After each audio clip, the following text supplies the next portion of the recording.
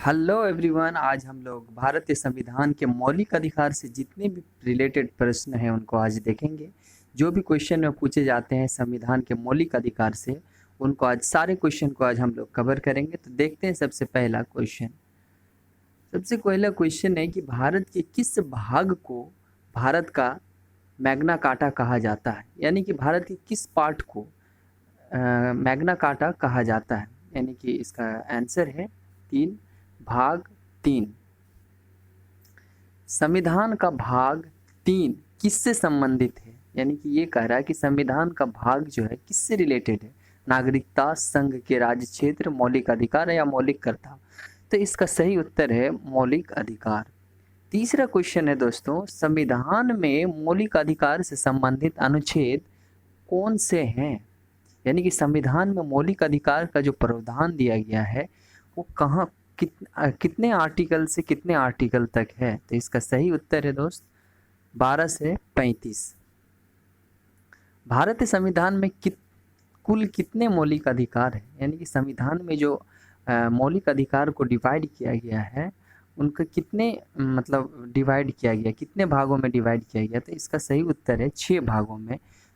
उसके बाद 5वां क्वेश्चन है, भारतीय संविधान द्वारा भारतीय नागरिकों को मूल रूप से कितने मौलिक अधिकार प्रदान किए गए थे। यानी कि जब संविधान ड्राफ्टिंग की गई थी तो उस समय कितने मौलिक अधिकार प्रदान किए गए थे। तो उस समय 7 मौलिक अधिकार प्रदान किए गए थे, जो 44वां संविधान संशोधन द्वारा एक मौलिक अधिकार को हटाकर 300 आर्टिकल में डाल दिया गया, जो संपत्ति का अधिकार था। ये मौलिक अधिकार था, लेकिन अब यह मौलिक अधिकार नहीं रहा।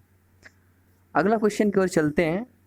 भारतीय संविधान में मौलिक अधिकार किस देश के संविधान से लिया गया है, यानी कि हमारे संविधान में जितने भी प्रोविज़न है वो कहीं से लगभग 70% कहीं से अडॉप्ट किया गया है, यानी कि दूसरे देश के संविधान से लिया गया। तो हमारे भारतीय संविधान में मौलिक अधिकार का जो प्रोविज़न दिया गया है वो किस देश से लिया गया था। तो ये जो है अमेरिका से लिया गया था।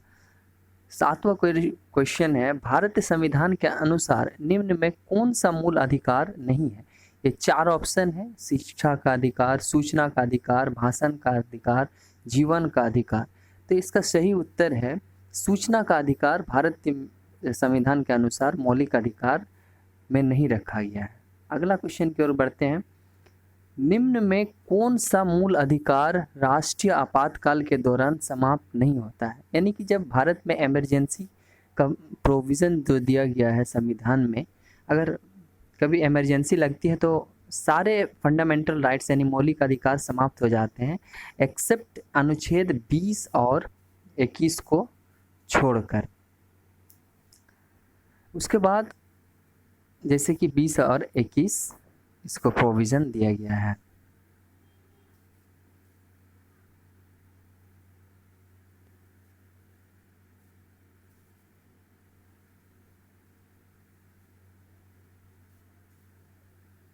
उसके बाद अगला क्वेश्चन की ओर बढ़ते हैं। संविधान में उद्घोषित मौलिक अधिकार में संशोधन किया जा सकता है, यानी कि मौलिक अधिकार जो फंडामेंटल राइट्स है इनको कौन संविधान संशोधन अमेंडमेंट कर सकता है। तो संसद द्वारा इसका बहुत बड़ा कहानी है।